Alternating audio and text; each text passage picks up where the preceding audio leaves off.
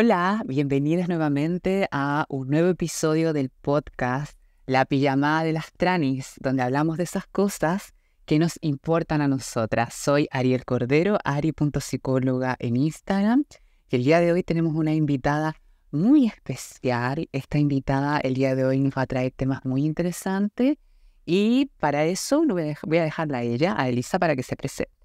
¿Cómo estás, Elisa? Muchas gracias, Ari, por invitarme acá. Yo estoy fantástico. Bueno, no sé si me conocen, si es que sí, genial. Si no, Elisa Mardones en Instagram buscando a Elisa.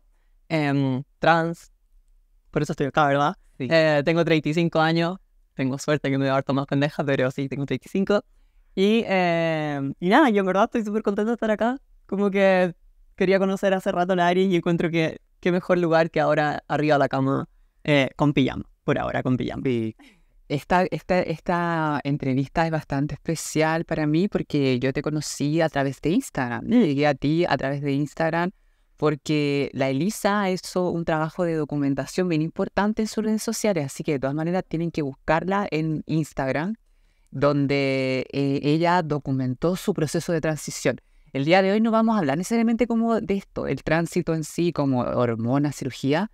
Vamos a hablar de otros temas que también son importantes para nosotras, que de hecho estábamos hablando antes de prender la cámara.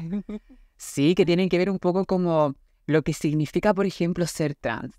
Y para eso voy a dejar así como abierta una pregunta para ti que tiene que ver, ¿cómo fue para ti salir del closet como mujer trans? Ya, esa siempre es como una pregunta que pega fuerte, ¿verdad? Porque, claro, hablemos de mí. En este contexto, ¿quién es la Lisa? De hecho, ¿de dónde venía la Lisa? La Lisa venía a ser Juan. Y Juan venía a ser un chico de 31 años, sociedad ABC1, ¿verdad? Conservadora. Y naturalmente, o sea, en Chile particularmente el que Irán pega fuertísimo siempre, jamás de la vida, ¿verdad? Pero particularmente acá es como... Es fuerte lo que voy a decir, pero es como casi que suicidio social. O sea, en el fondo estamos entendiendo que es un sector de la sociedad donde todos estos temas en general son súper tabú. Con esto mi mamá me va a matar. Yo sé que me va a matar porque mi mamá odia cuando digo estas cosas. Y yo no lo digo como para poder como castigarle en cierta forma, pero solamente como para expresar como un ejemplo. Son cosas que mi mamá sí dijo. Mamá, perdóname si estáis viendo. En verdad no es para atacarte a ti. De verdad que sí. Así que, de verdad que sí.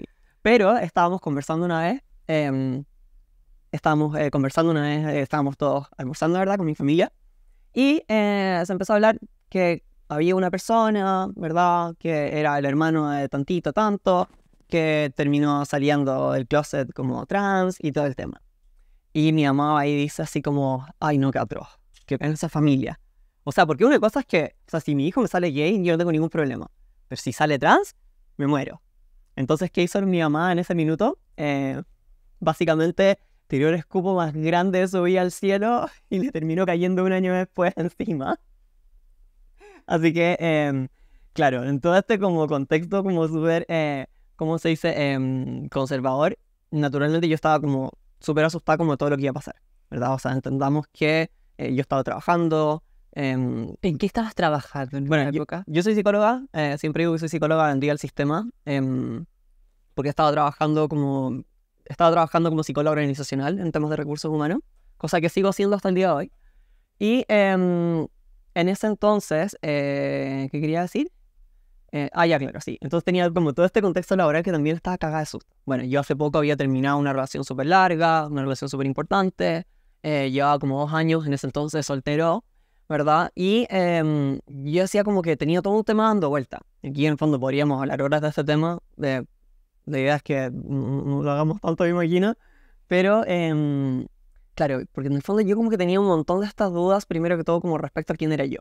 Contexto de nuevo, tengo 31 años, soy un hombre hetero, o sea, a mí me gustaban las mujeres, ¿verdad? Jamás me gustó un hombre en toda mi vida como hetero, si bien había tenido un par de como experiencias sexuales con algunos chicos entre medio ya justamente poco antes de mi transición. Elisa, disculpa que te interrumpa, pero creo que es importante, claro, cuando nos cuentas esto de que es una realidad que existe tanta desinformación respecto a la identidad de género y la orientación sexoafectiva, Porque claro, para las mujeres trans, en este caso que son lesbianas o bisexuales, el cuestionarse su proceso identitario termina siendo todo un desafío, porque se relaciona tanto la orientación sexoafectiva con la identidad de género que es como, a ver, pero si yo siento atracción hacia las mujeres y al mismo tiempo me estoy identificando como una, ¿qué pasa? ¿Esto es posible? ¿No es posible? Estaba escuchándote con alta atención igual ese punto y aparece esa, como esa guerra interna, como, ¿qué está pasando? ¿Cómo fue para ti eso? O sea, la verdad es que fue como, a ver, ya más al final, estoy como contando esta historia súper enredada, pero la verdad de las cosas es que yo ya cuando tenía como 6 años, dije así como alguna vez, 6, 7 años, dije como, en verdad me gustaría ser mujer. Y obviamente, estamos hablando, yo tenía que 7 años, cuando yo tenía 7 años, tiene que haber sido como el año 94, o sea, olvídate, la palabra gay no existía, o quizás existía así como los raros, solo en la sociedad adulta, y olvídate que una persona de 7 años va a saber. Y segundo, en el fondo, como que olvídate que la palabra trans va a existir. Entonces yo decía como, pucha, quiero ser mujer, pero, ok, no se puede, nací hombre, será, sigamos jugando a la pelota, sigamos jugando a los soldaditos, jugamos a lo que sea, ¿verdad? Entonces era como que no se puede. Y por toda mi vida fue un no se puede. Entonces, no sé, la primera vez que me puse una ropa de mujer, en el fondo me acuerdo de haber sacado un tutú de mi hermana. Yo en ese entonces, que de haber tenido, no sé, 11, 12. Fue una cosa como que me sentí tan bien y me sentí tan mal al mismo tiempo. Porque era como, pues mi hermana hacía ballet, primero que todo. Entonces, primero le estaba como sacando ropa suya. Segundo, claro, yo la miraba a ella y la encontraba así como preciosa y a todas sus amigas con tutú así viéndose, pero para qué más delicada. Y yo ahí en el fondo, hombre, un Silvestre Gómez, ¿verdad? Y era como, porque yo no puedo eso también, ¿verdad? Yo tenía un montón de amigas, entonces era como que siempre decía como, ¿por qué no puedo ser como el grupo de las mujeres, ¿verdad? No sé, estábamos viendo Mi Pequeño Pony de ese entonces y yo decía como, no, tienen que ganar el equipo de las mujeres, porque en ese entonces también era todo como súper diferenciado por género, ¿verdad? Entonces, pero finalmente como nada de esto realmente se podía, yo como que lo compartimentalicé, ¿verdad? Yo lo metía dentro de una cajita, dentro de otra cajita y ya cuando se empezó a manifestar un poco más fuerte fue como durante mi adolescencia, donde estaba, por lo menos en mi caso, como muy asociado a un tema originalmente muy sexual. O sea, es inevitable ya cuando estás como, tenés 14 años y hay un tema como súper sexual dando vuelta por tu mente, que en el fondo estás haciendo algo ligeramente prohibido y es algo que naturalmente te excita. Y obviamente en ese entonces como que con todo ese proceso como identitario y de orientación sexual que es muy normal, ¿verdad? En los adolescentes, que justamente como que se dé ese proceso en ese entonces, claro, me pasaba todo esto. Al mismo tiempo, me gustaban mucho las mujeres todavía. O sea, yo me enamoraba de una chica, en el fondo, cada 2 semanas de una nueva. Y encima de eso tenía esa cosa que en el fondo era como, ¿por qué si me pongo un vestido como que me siento bien por un lado? Y por qué por otro lado, obviamente, también como que me excita. Entonces era como que, imagínate. Y de nuevo entra el contexto sociocultural del colegio conservador, católico, solo de hombres, donde era este cabro chico que estaba haciendo una weá de maricones, por así decirlo, ¿verdad? Como que, olvídate, o sea, cómo se va a estar poniendo ropa mujer. Y encima de eso cometiendo un acto impuro, ¿verdad? Porque sí, ¿ya? Entonces la culpa asociada a todo este proceso era enorme. Entonces, ¿qué es lo que pasaba con todo esto? Se guardaba. Esto para mí era mi máximo secreto. Sí. O sea, si yo le decía, o sea, yo prefería admitir que, no sé, maté a alguien antes de admitir esto. Como que esto no lo podía saber nadie. Nadie. Y así fue hasta, yo creo que le conté a mi primera, o sea, a una de mis pololas cuando yo ya tenía, no sé, te cuento, 17, 18 años, una cosa así. Recién ahí yo le conté a una mujer por primera vez. Y obviamente yo le conté lágrimas en los ojos, diciéndole, ¿sabéis qué? Pucha, tengo este tema y no puedo escapar y trato de dejar de hacerlo porque yo era así, era como que... Porque por un lado me encantaba cuando la casa de mis papás estaba sola, porque yo decía como, esta es mi instancia, ahora me puedo vestir, ¿verdad? Y en el fondo como que puedo ser yo por... O sea, si se iban unas semanas era como, ya, ok, voy a tratar de durar 2 días así full Elisa. Y no, pues, o sea, no... Igual como que sentía culpa y como que no lo lograba, ¿verdad? Entonces, no sé, me sentía mal, no lo hacía. Entonces al final lo guardaba. Y después cuando yo decía como, tengo que dejar de hacer esto, era como, ¿por qué no puedo? Yo lo sentía en verdad como una adicción. Qué importante lo que estás mencionando ahora, porque fíjate que este podcast lo escuchan personas de todos los géneros, no solo mujeres trans en este caso, igual lo escuchan hartas adolescentes y niñas trans, porque lo importante de tenerte acá es ver la representatividad. Seguramente que hay una niña trans, una adolescente trans que está escuchando, que aún no se identifica como tal, porque la palabra trans, cuando una elige como también solapársela, tiene que estar dispuesta a dejar muchas cosas, y para llegar a ese proceso es tan personal, es tan íntimo, pero al menos tenerte a ti como diciendo esto, como por lo que pasaste, permite entregarnos una realidad que igual es bastante desconocida. Sabéis que te iba escuchando igual como que me iba... Mira, no puedo negarte que era tan difícil para mí como poder tratar de estar en la situación que estuviste tú, porque claro, yo como una mujer trans hetero, que además criada bajo esta lógica binaria, como muy separada las cosas, para mí era más fácil como identificarme como mujer y no pasar por ese conflicto como de la culpa, porque yo también me travestí en algún momento cuando en mi casa me quedaba sola y era como bacán, los tacos de mi mamá, el viaje de mi mamá, bacán, era como esa típica, ese típico momento tan íntimo en donde podía ser. Entonces te iba escuchando y me iba haciendo mucho sentido, pero a la vez también este sentimiento de culpa que yo no experimenté, porque yo no experimenté, al contrario, la weá, ¿por qué se acabó tan rápido? Yo no experimenté ese sentimiento de culpa, entonces ahí como que quería como que nos detuviéramos un poco, como en eso. Porque además si lo contaste a una de tus pololas en esa época, ¿cómo se lo tomó ella? Considerando además que si hay algo que nos ocurre a las personas trans, es que siempre las otras personas se sienten traicionadas cuando les decimos algo de nuestra expresión, el sentimiento de traición que tienen es como tan heavy. ¿Qué te pasó a ti ahí? Es que es brutal. O sea, yo sé que con esto como que vamos abriendo temas y esto en realidad es como una cebolla interminable. Pero mejor, la idea tampoco es como encasillarnos en solo uno. Creo que mientras más temas, subtemas tengamos, mejor que se ve más rica la conversación. Así que ya, bacán. Entonces tenemos espacio para que la Leo se siga hablando de sí misma. Tú sabes, Cato, me cambié el género solita. No me suele pasar, pero de repente me pasa y es como, oh, y después es como, ¿qué mierda me importa? Es como genial. Es como sacarle el peso al género. En fin. Claro, entonces, yo lo he conversado con varias chicas que han tenido mi misma vivencia también, porque yo siento que el camino, entre comillas, de partir de... voy a expresar de una manera bien súper, hiper, mega binaria, en el fondo, para que se entienda súper fácil. Yo sé que probablemente aquí ya la mayoría de las personas que nos ven están relativamente familiarizadas. Las que nos ven, dijo. Ya me incluí. Y, ¿cómo se dice? Pero, claro, yo siento que el camino de una persona que, ¿verdad? Nace hombre, y cuando todavía es hombre, es homosexual, ¿verdad? El paso, entre comillas, a finalmente ser una persona trans, ¿verdad? Así como hacer su proceso de tránsito hacia el otro género, en general suele ser como más directo. ¿Por qué? O sea, aquí tenemos un tema social, ¿verdad? Que no debería ser, pero es porque en el fondo es típico como que entre comillas... se asume. Claro, se asume la heterosexualidad. Es que eso es lo que ocurre. Existe una norma que es heterosexual. Se asume de base que todas las personas son heterosexuales.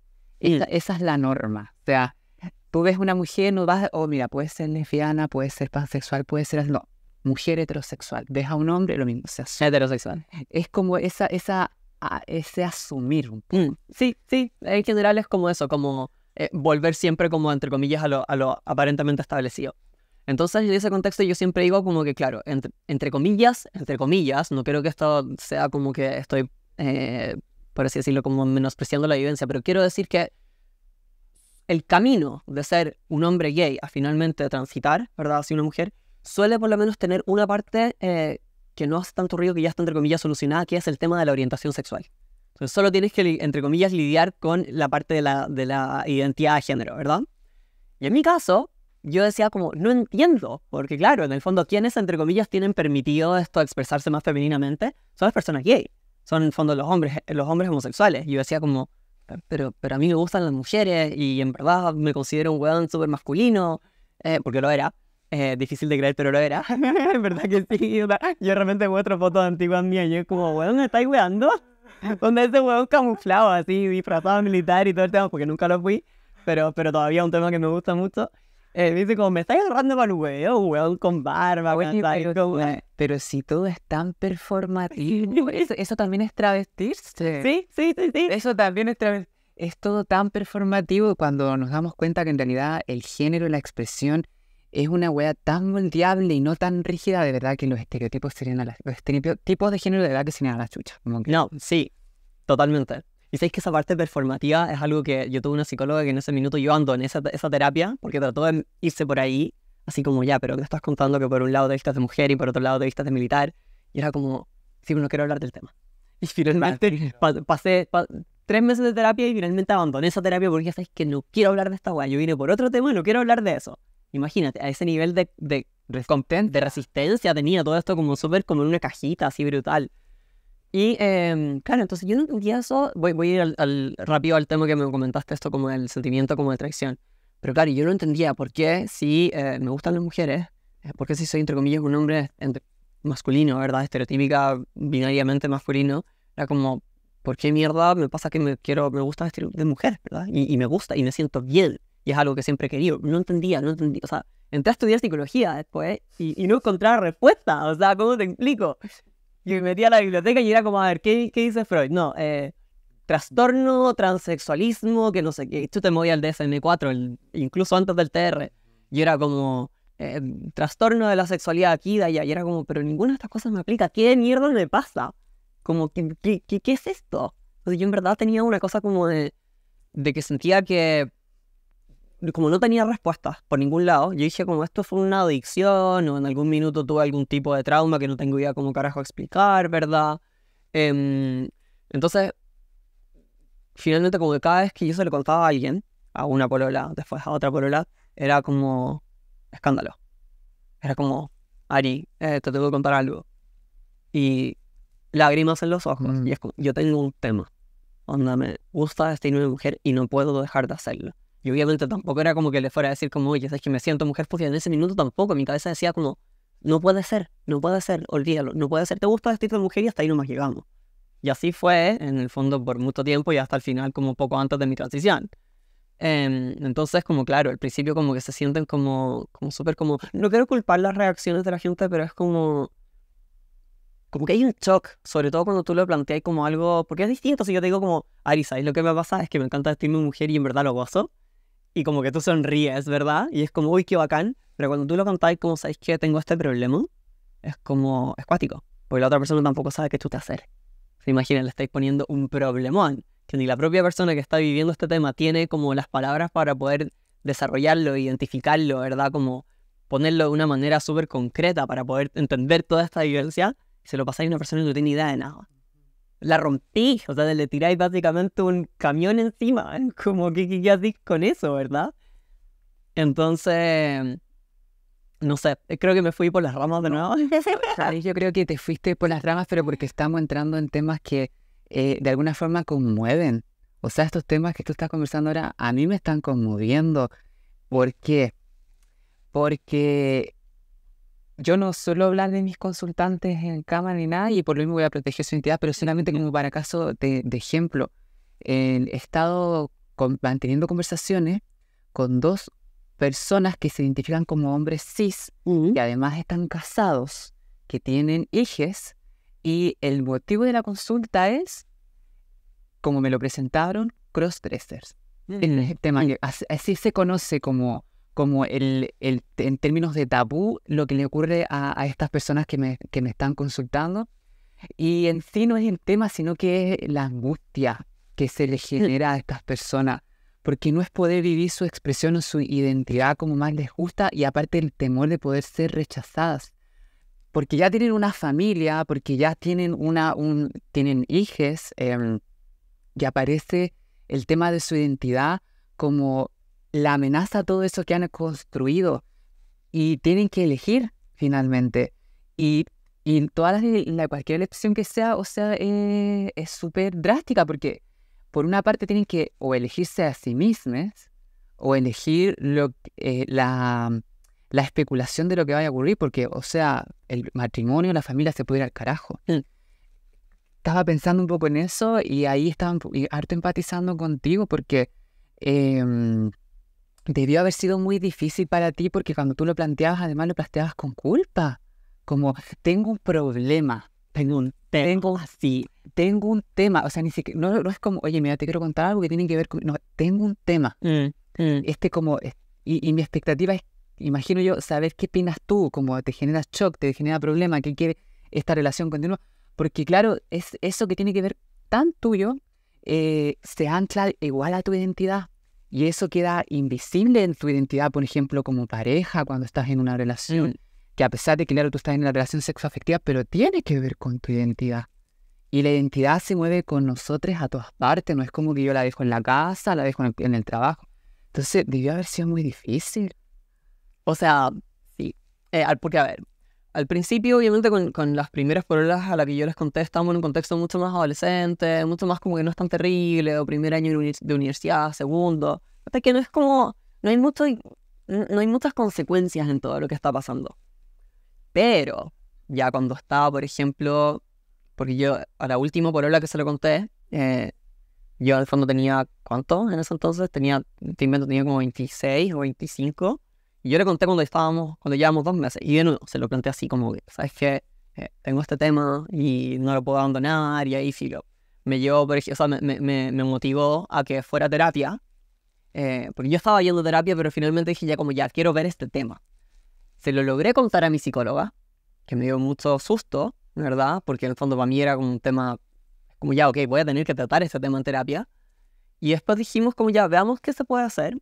Y ahí ella me derivó a otra psicóloga. Me dijo, porque en el fondo podemos hacer la prueba. Ella no me va a decir. En el fondo no puede llegar y decirme como, ¿sabes qué, Elisa? Yo creo que eres trans. O sea, Juan, yo creo que eres trans, ¿verdad? Como que no, hay un...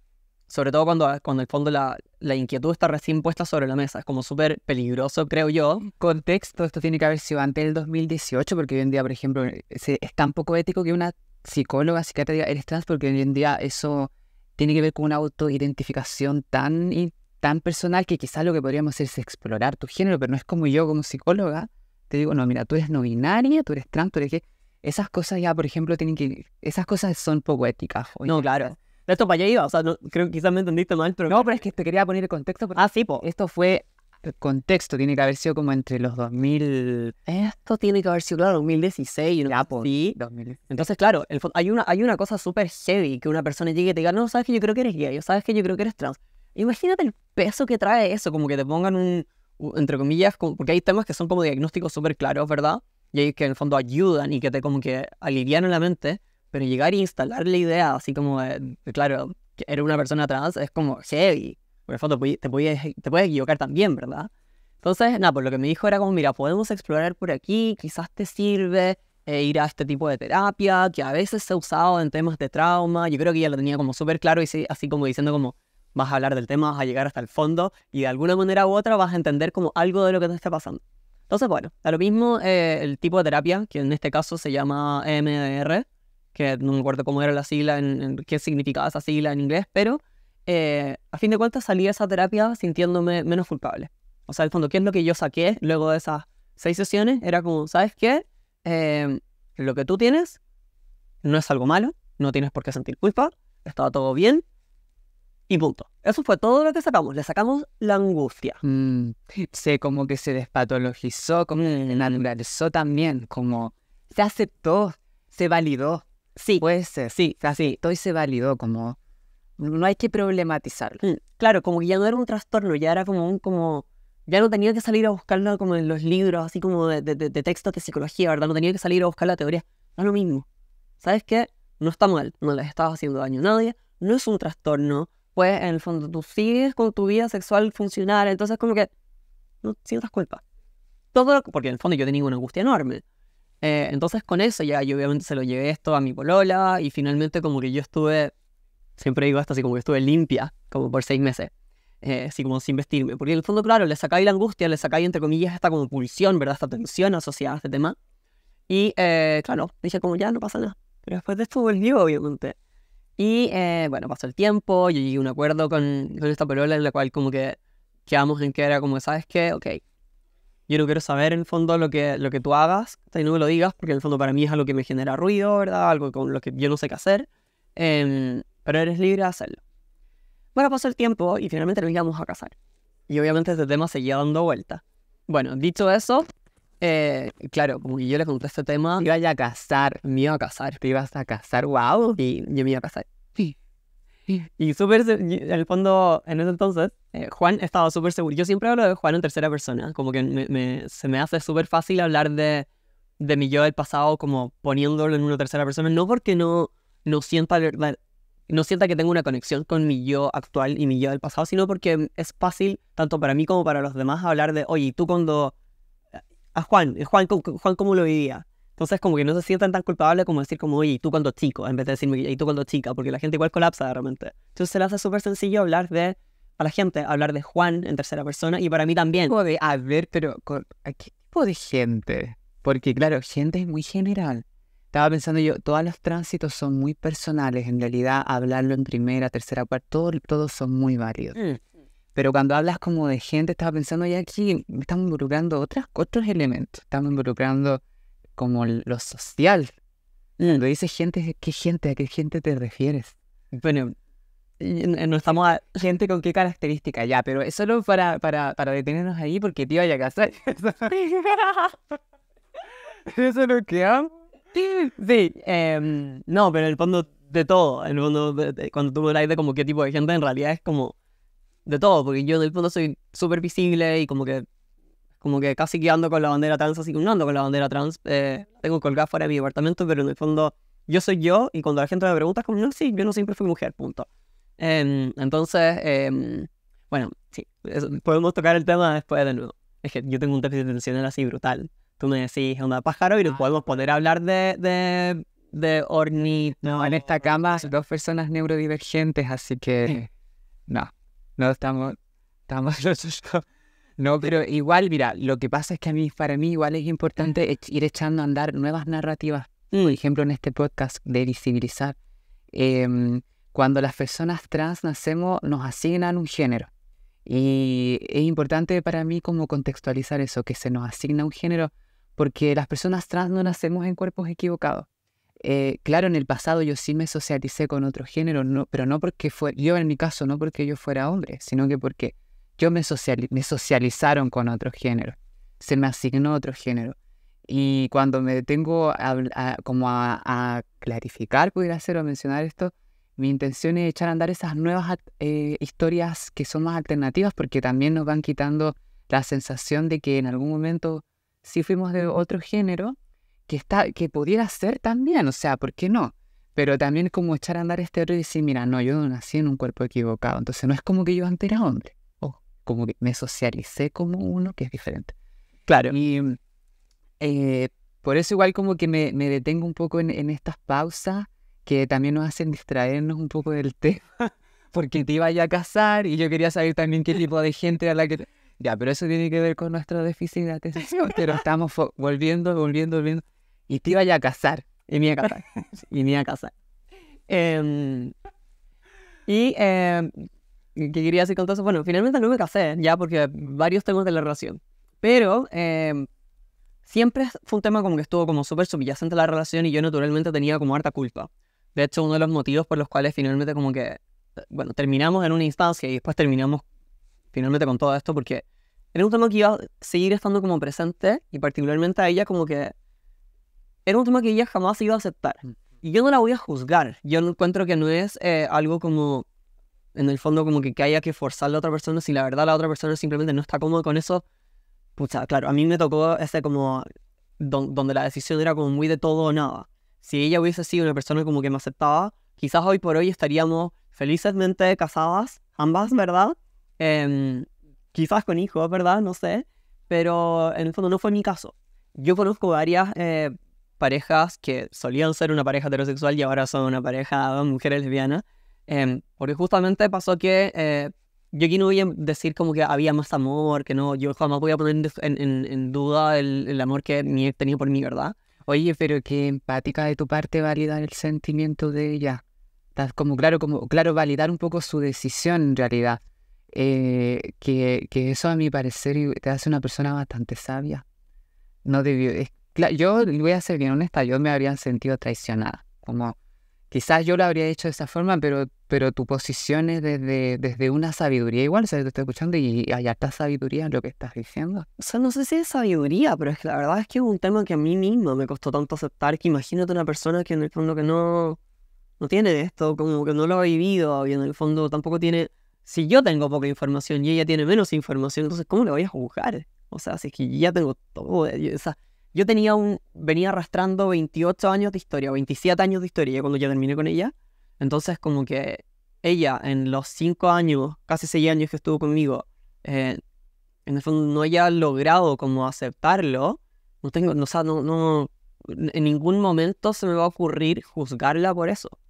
O sea, personalmente jamás. Y en el fondo aparte de una persona que quería un montón, que todavía le tengo mucho cariño, y en el fondo eso. O sea, yo creo que si ella hubiese podido, creo que hubiese seguido sí o sí, ¿verdad? Ahora, no fue el caso. Entonces en mi caso fue como muy de todo o nada. Y ahí como que se me vino en la mente todo este tema que tú me comentabas de esas personas que llegan como a consultar, ¿verdad? Y tienen ese tema como de travestirse, pero que tienen una familia ya conformadísima y está el concepto de culpa. Entonces como de repente sí se puede llegar como a estos como intermedios donde efectivamente se toma como una actividad, quizás la persona quizás no es trans, ya está súper. Quizás la persona se viste y le encanta y está perfecto. Pero de repente sí hay temas identitarios dando vueltas que vale la pena explorar. Tampoco significa que haya sí o sí la presencia del fondo que la persona vaya a ser trans, pero cuando tú le quitas la culpa tienes esa posibilidad justamente como... De aparecer. Exacto. De aparecer sin de autorreproche. Sin esa como, tengo un tema, porque en realidad, ¿para quién era el tema? El tema era social. Desde estas narrativas como que aparecen a veces en nuestras familias, que es muy cultural, como si yo también lo he escuchado desde cercano, como, ya, una cosa que, comillas, mi hija sea lesbiana y la otra que sea un hombre trans, como que hacen una separación, como que además a las personas trans siempre nos han lanzado a la periferia como algo que es como lo peor, como lo que no hay que ser, como, ya, una wea es que seas maricón y la otra ya que seas travesti, como aparece también el insulto que patologiza, que criminaliza, que coloca a las personas trans, travesti en un lugar también de algo no deseable, finalmente. O sea, hay un estigma, pero así absoluto. O sea, imagínate, yo habiéndome formado, habiendo crecido en un colegio de hombres, la frase así como de más feliz que maricón con teta la escuché 100 veces, ¿está ahí? De hecho, la tengo que haber dicho yo 1000 veces. O sea, imagínate. Entonces, como, toda esta parte es brillo, es brutal, ¿cachai? Y es como que te das cuenta como hasta dónde es capaz de calar este tema como súper social en mentes que claramente como que no tienen originalmente esa como cosa como formada, porque en el fondo simplemente no lo conoces. Entonces está llegando y tirando frases de mierda, porque son frases de mierda, de las cuales no voy a estar orgulloso de ninguna de ellas, pero en el fondo las dije muchas veces. Es como, pero las decís de manera automática, nunca te preguntáis nada, nunca te preguntaste nada, ¿verdad? Como quién es la persona que está atrás. Entonces como que, se imagina. O sea, yo después de haber dicho todas esas imbecilidades, termino estando acá y termino siendo también, entre comillas, claro, el travesti, ¿verdad? O llámalo como que queráis llamar, a mí ya me da lo mismo. Espero que me podéis llamar como quieras y yo decir como, bueno, ya ok, vale, suerte, ¿verdad? Pero... tengo mucha curiosidad por saber en el momento en el que la palabra trans llega a tu vida y cómo fue para ti aceptarla o autoidentificarte considerando que más de 28 años te acompañó ese sentimiento de culpa en donde lo que más cerca a ti tenías era esta palabra que dijiste que habías encontrado como crossdresser, que era, claro, una persona que aplica el crossdresser no necesariamente una persona trans. Creo que sí es importante como que hagamos esta distinción, porque una tiene que ver con tu proceso identitario, otra como con tu expresión o también con el deseo sexual, que tiene que ver con el erotismo, con otros elementos, no necesariamente con la identidad. Entonces, ¿cómo fue para ti ya identificarte y decir, ya, no, mira, esto es, yo me identifico desde este lugar? Claro. Me voy a mencionar muy como a la pasada, como cuáles eran como mis principales maneras de expresarme al principio. Por ejemplo, yo cada vez que tenía un juego de computador o de Nintendo o lo que sea en el cual podía elegir un personaje mujer, lo hacía. Cada vez que podía, lo hacía y me sentía mal. Te juro, yo me acuerdo de haber estado jugando Mortal Kombat con unos amigos y yo elegía a, creo que Kitana se llamaba una de las gallas, guapísimas, no sé si era la azul o la amarilla, no tengo idea, ¿verdad? Pero eran todos igual, era como el mismo personaje, pero con colores distintos, la weá. Pero bueno, pero yo elegí a la mina porque con eso me sentía bien, pero al mismo tiempo me sentía culpable. Porque era como, oye, ¿por qué está usando un personaje mujer? Como nadie dijo eso, era un juego, es un personaje, ¿verdad? Porque lo elegí por las habilidades, pero yo lo sentía de una manera distinta. Entonces, bueno, adelantemos todo este tema y yo la primera vez que, claro, como que entre comillas empecé como a personificarme virtualmente como una mujer fue que justamente yo me metí en un foro, en ese entonces se llamaba creo que como crossdressers.com, un foro gringo donde las personas que están ahí eran principalmente mayores, ¿verdad? Principalmente gringos o angloparlantes, y yo me metí ahí como para tratar de entender un poquito más esta evidencia. Y entonces ahí, bueno, ahí fue la primera vez que yo elegí como entre comillas mi nombre, porque alguna vez en alguno de estos juegos que yo jugaba a mi personaje le puse Lisa. Entonces dije como ya, me voy a meter a este foro. Y es gringo, y es como, puta, no quiero ser otra Lisa más, porque Lisas tienen que haber como donde está la Lisa Simpson, ¿cachai? Entonces como que, pero como ya, chao. Entonces, ¿cómo lo podemos poner más latino? Lisa. Y ahí quedó, ¿cachai? Entonces ese fue mi primer nombre, la primera vez que como que usé mi nombre, y con eso empecé como a expresarme las veces que ya como que, me acuerdo la primera vez que me compré una peluca, y me miré al espejo, y me había afeitado y usaba barba en ese entonces, fue como, ¿qué es esto? Como que, sí, pero una cosa que me miré al espejo y como que casi me pongo a llorar, porque en verdad era una cosa como que, ¿sabes? Como brutal. Y bueno, yendo un poco por las ramas, obviamente siempre de déficit atencional, pero, claro, ahí fue como que ya entendí como que existía el concepto de crossdresser, que era algo que la gente hacía por un lado, y después, obviamente, yo igual conocí el concepto trans, pero que venía mucho del porno. Claro, tú te metías ahí a ver pornografía y estaba la categoría transexual. Y era como, ¿qué es esto? Trani, Sí, Gmail. Gmail, claro. Que obviamente cuando tú lo veías en este contexto, Que suenan despectivos. sí. Suenan como algo que... yo, por ejemplo, yo he ido aprendiendo a resignificar todos estos insultos que las personas han ocupado para lastimarnos. Pero claro, en ese momento, bueno, yo en mi caso, en mis procesos identitarios de adolescencia, como ver esas cosas como travesti, tranis, Gmail, todas estos como garabatos. Baby Luri, que es el último bueno, este es el último insulto que me dijeron en la calle. Un tipo fue como, cállate Baby Luri, así como, después yo lo busqué y es un garabato que se ocupa en el forno para nosotras las mujeres trans. En esa época, claro, una no quiere que se le digan por ese nombre y tú lo empezaste a encontrar por esas etiquetas.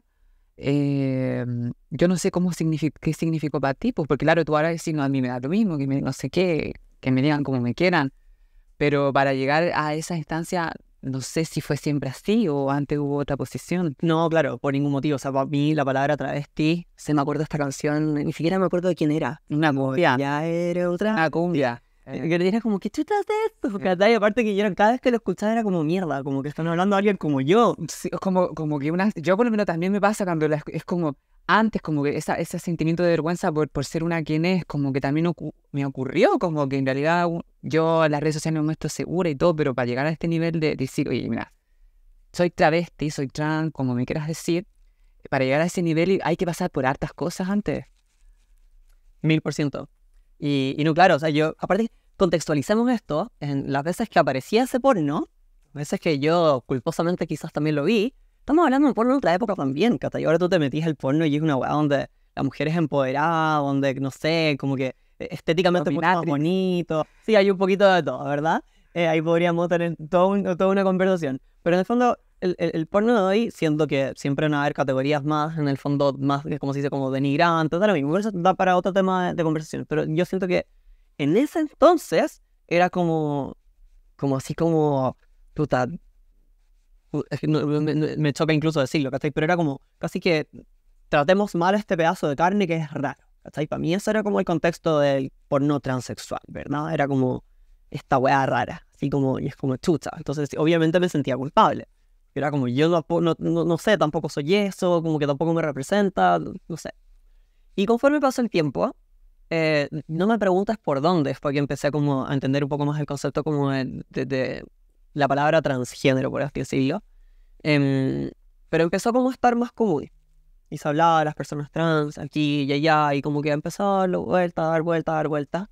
Y me pasó que ya la primera vez que me lo pregunté, yo todavía estaba pololeando con esta chica, era un Halloween, y unos amigos hicieron una fiesta de disfraces. Y dije, ya, como Halloween, ¿no? Halloween es como la instancia, ¿verdad? Y que como aquí ya, ¿qué mejor lugar? Porque en el fondo, imagínate, yo eran mis amigos de Airsoft, esta cosa que yo juego como simulación militar, todos como... No estoy diciendo que sean como todos hiper mega machitos, porque definitivamente no lo son, pero obviamente que tú decís como, puta, que me iba a meterme acá con los hueones camuflados que hasta ya parecer de mira. Se cagaron de la risa, me trataron bacán, y al final como que dije como, lo pasé tan bien, y mis amigos me aceptaron, y yo figuraba en el fondo, tengo fotos todavía, con mi peluca larga, con mi falda, viéndome nefasta, ni siquiera me quise maquillar porque no quería que pasara, no quería que se notara como que le puse esfuerzo. ¿Cachai? Como que quería salir, pero no tanto. Entonces no me Como un poco ridiculizando quizás. no llegué a ridiculizar, pero era como que no quería maquillarme, no me maquillé, porque no quería que me descubrieran. Imagina, era Halloween, si en verdad me podrían maquillar, me podrían haber dicho como, ya que este maquillado no sé mi mamá. Yo le podría haber dicho a mi mamá, aquí ya me quiero ir vestida de mujer, y se hubiese cagado la risa. Pero yo, como todo este tema todavía lo veía con culpa, que no lo hice, le bajé el volumen, porque tenía que ser piolita, ¿no? Como hasta ahí nomás, incluso que hasta ahí me haya limitado. Entonces ya iba de vuelta en camino a mi casa y dije como, ¿por qué me siento tan bien? Jugaba con mi pelo y así, y era como, ¿seré yo, señor? No, pero así literalmente me pregunto así como, ¿seré trans? ¿Seré yo, señor? No, pero sí, así como, ¿soy trans? Y después fue como, no sé, no sé, no puede ser, ¿verdad? Y bueno, filo. Voy a adelantar un poco la historia, yo terminé, después me fui a ir con un par de amigos, estos dos chicos, los dos eran gay, entonces me dijeron al principio como, oye, ¿sabes qué? Esta casa es tuya también, entonces pues yo les conté, onda, siéntate con total comodidad a hacer lo que quieras, ¿verdad? Onda, ¿te querís vestir del fondo de mina y pasearte como mina en el departamento? No, te sientas en ningún minuto como que no puedes hacerlo, de verdad que sí, onda, sé libre. Y ahí fue en ese contexto que yo dije como, ya filo, como estamos en casa como donde todo estaba entre comillas permitido, como que ahí... Una casa LGBT por lo demás también. Totalmente, o sea... Más diversa, sin tanta restricción. Ni una restricción, pues se imagina. Entonces tenía uno de mis dos amigos que estaba pololeando, otro de mis amigos que estaba en el fondo o sea, en el fondo gay hace mucho tiempo, que está ahí salido del closet, así como que no me importaba nada, veía su sexualidad tranquilamente. Y yo por otro lado, claro, así como el buen hetero, como de closet, reprimido, que todavía le gustaban las minas, pero que le calentaba la idea igual de como vestirse de mina, y tenía como esta fantasía también de acostarme con un weón. Porque ¿qué es lo que me pasaba en mi cabeza? No sé si viste Euphoria. ¿Ya? ¿Tipo Euphoria? No sé si te acordás, hay una parte en la que Rue habla, Jules habla de que en el fondo estar con un hombre como que la hace sentir como hiper femenino, así como que la hace sentir como que la valida como en su rol, como que en su rol, estoy expresándome mal, pero es básicamente eso, sentirse muy mujer en contraste con un hombre. Las historias que nos cuentan por la princesa rescatada, porque eso, y viene el príncipe y te hace sentir hembra, como ya así, eso es, pues, Sí. ¿para qué? Ya, si te cacho un poco puede ser por ello, ¿no? Sí, definitivamente, sí invito, o sea, a mi casa a un weón que conocí por Grindr, y esa fue mi primera experiencia sexual con un chico. Y al día siguiente, bueno, a todo esto, estábamos en eso, y al final era como, ya, ok, sí, lo estoy disfrutando, obviamente, ¿a qué nos vamos a pisar la capa ante superhéroes, verdad? Anda, la weá era rica.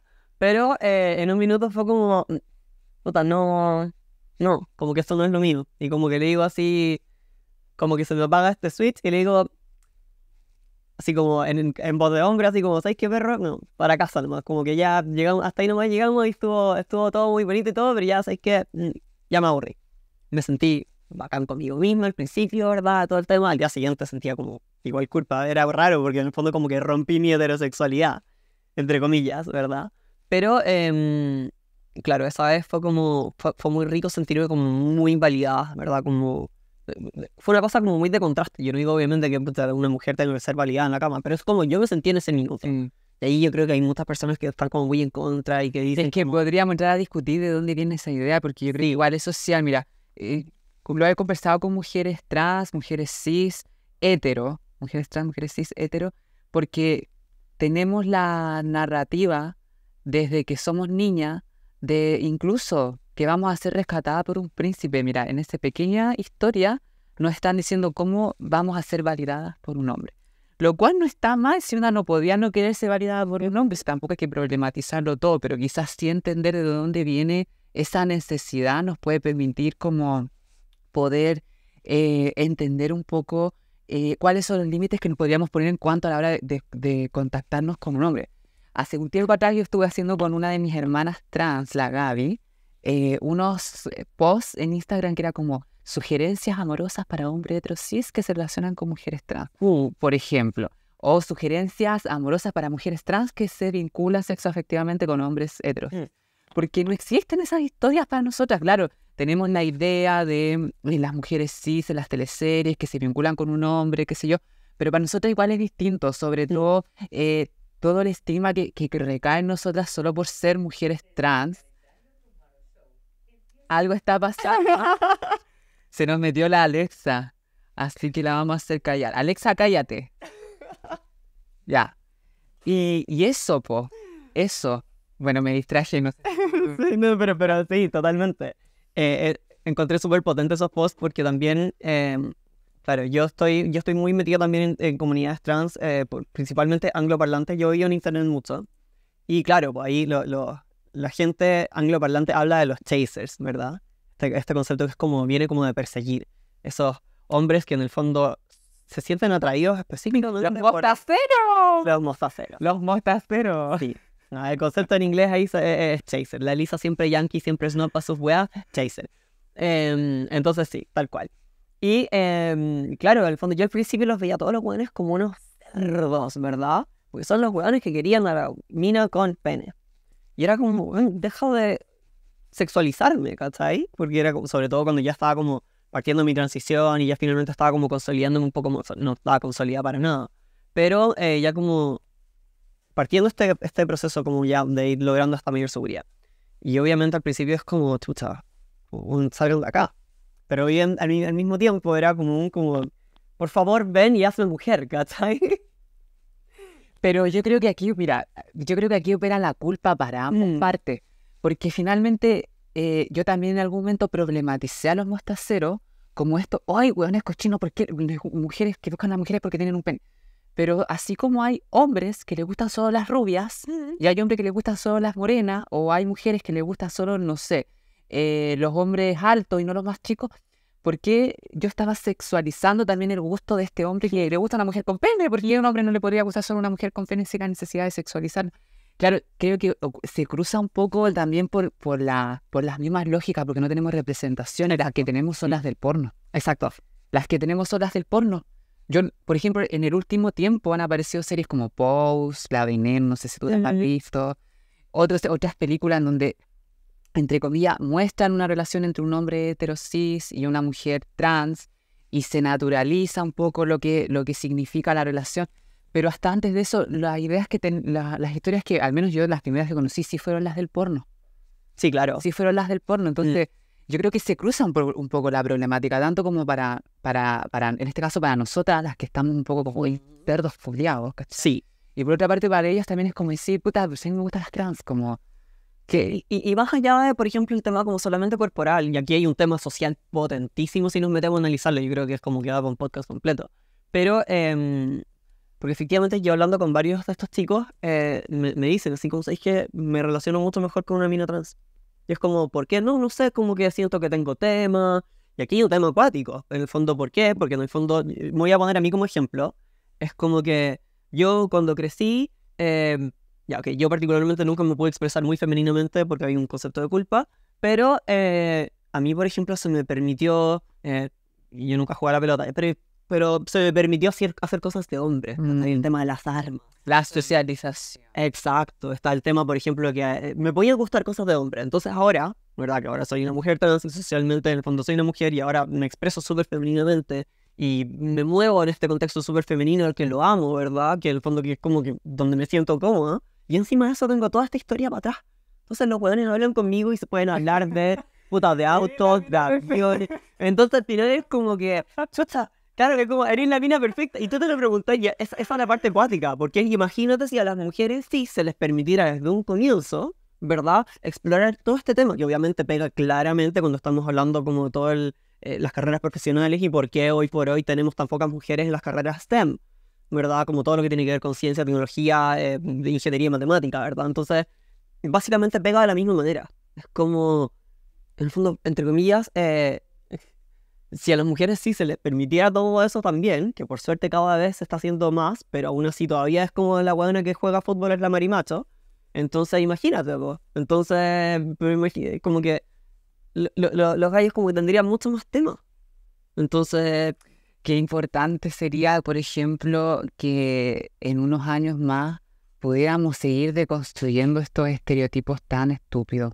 es una Partiendo desde nuestra infancia, por eso mismo la de la socialización, como por ejemplo, no sé, a la persona que se le socializa como la niña se le regala la cocinita, pero al que se socializa como niño se le regala, ponte tú, el juego divertido, como a la niña se le está entrenando como va a ser una ama de casa. Exacto. Yo sé que este podcast da para mucho más, yo sé que hay tantos temas. Más temas que la tuta. El día de hoy nos propusiste una historia, tu historia, la cual termina siendo bastante importante para la representatividad. Es decir, no todas las mujeres trans nos socializamos como mujeres heterosexuales, podemos experimentar nuestra orientación sexoafectiva desde un espectro muy amplio también. Y no porque también nos identificamos como trans significa que desde temprana edad los identificamos como una, pudimos haber pasado por todo un proceso como identitario, tengo un tema, seré yo, tendré un problema.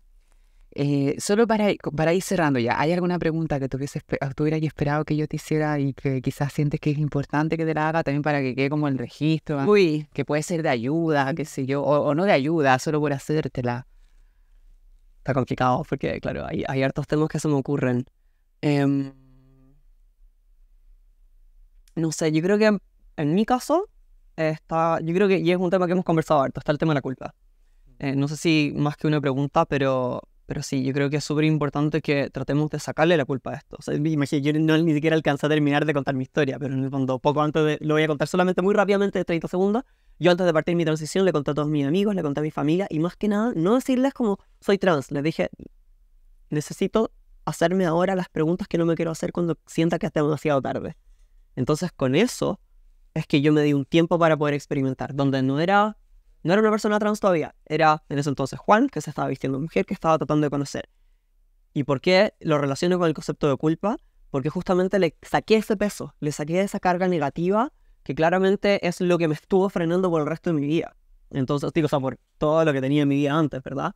Entonces, sin esa culpa, es que pude lograr explorar un poco, pude empezar como a verle, o sea, mirar a los ojos a Elisa, ¿verdad? Y darme cuenta que estaba ahí. Darme cuenta que toda esa cosa, ¿verdad? Toda esa identidad, toda esa persona, todo esto que soy hoy por hoy, estuvo tan encerrado, tan constreñido, tan sacado fuera, en el fondo, del panorama, que sin esa culpa, en el fondo ya finalmente como que pudo salir la persona que está hoy por hoy hablando contigo.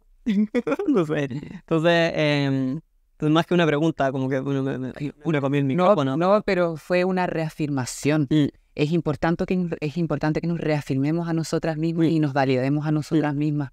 Y desestigmatizando y quitándonos la culpa por el hecho de ser nosotras mismas, por ser nosotras mismas. En realidad da lo mismo el género que tú tengas. Y que lo que te guste a lo mismo. O sea, obviamente hoy por hoy ¿cómo se dice? La orientación sexual está súper desculpabilizada. Suerte, ¿verdad? O sea, yo imagino, te partí siendo una mujer trans lesbiana, y ahora hoy por hoy dije como, puta, pero soy mujer, entonces es normal que me gusten los hombres también, entonces ¿cuál es el problema? Entonces también me vendo con hombres es que me gustan, ¿cachai? Pero también en el fondo la expresión de género, que es como juega, en verdad, sé libre y explora y muévete, no tienes por qué tener la respuesta. En el fondo, pesca esa culpa, ya, no sé, pícala un poco y ya es una ensalada de culpa si querés, te la comís después, pero en el fondo sácala de ahí, que no sea un tema, ¿verdad? Y vive y exprésate, y en el fondo yo creo que eso es una de las cosas más importantes, como se está dando el contexto social, donde también tenemos hartas cosas en contra, pero donde ya podemos en el fondo empezar a movernos con un poco más de libertad, yo creo que hay que aprovecharlo. Te quiero dar las gracias, Elisa, por haberte permitido conversar con nosotras, con nosotres el día de hoy, de habernos entregado parte de tu historia, de tu biografía tan necesaria para la representatividad. Sigan a la Elisa en su Instagram, ¿cómo es? Buscando a Elisa, todo junto y Elisa con S.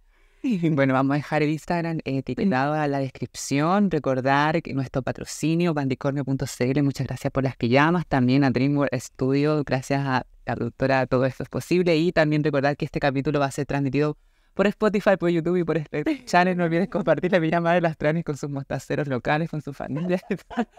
Eso, nos vemos hasta la próxima. Va.